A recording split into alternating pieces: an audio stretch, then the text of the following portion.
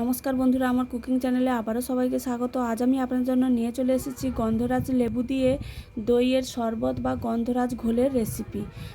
আপনারা তো জানেন টক দই গরমে শরীরের পক্ষে কতটা উপকার। আপনারাও এইভাবে বাড়িতে বানিয়ে নিতে পারেন, খেলে একদম মন প্রাণ ঠান্ডা হয়ে যাবে। প্রথমে আমি একটা গন্ধরাজ লেবু নিয়ে নিয়েছি। প্রথমে এই লেবুটা 3টে গোল গোল টুকরো করে কেটে নেব, আর হাফ লেবু থেকে একটা গ্রেটারের সাহায্যে লেমন জেস্ট বা লেবুর ছালটা একটু গ্রেট করে নেব। তারপরে আর ওই হাফ লেবুটা আমি 4 টুকরো করে কেটে নেব শরবতের মধ্যে রস দেওয়ার জন্য। তারপরে আমি একটা বাটির মধ্যে 500 গ্রাম টক দই নিয়ে নেব। আমি এখানে প্যাকেট দই ব্যবহার করেছি, আপনারা চাইলে বাড়িতে দই বসিয়েও ব্যবহার করতে পারেন। তারপরে দইয়ের মধ্যে দিয়ে দেবো অল্প একটু লবণ, অল্প একটু বিট লবণ, আর দিয়ে দেবো একটু চাট মশলা, আর দিয়ে দেবো পরিমাণ মতো চিনি। যে যেমন মিষ্টি পছন্দ করেন ওই রকম চিনি দেবেন। আর দিয়ে দেবো কিছুটা লেবুর খোসা বা লেমন জেস্ট আর ঠান্ডা জল।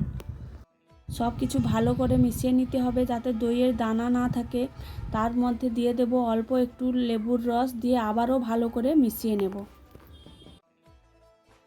সব কিছু ভালো করে মেশানো হয়ে গেলে গ্লাসের মধ্যে ঢেলে নেব এবং উপর থেকে দিয়ে দেব কিছুটা বরফের টুকরো, ও যে গন্ধরাজ লেবুর ছালটা বা খোসাটা গ্রেট করে রেখেছিলাম ওটাও উপর থেকে ভালো করে ছড়িয়ে দেব।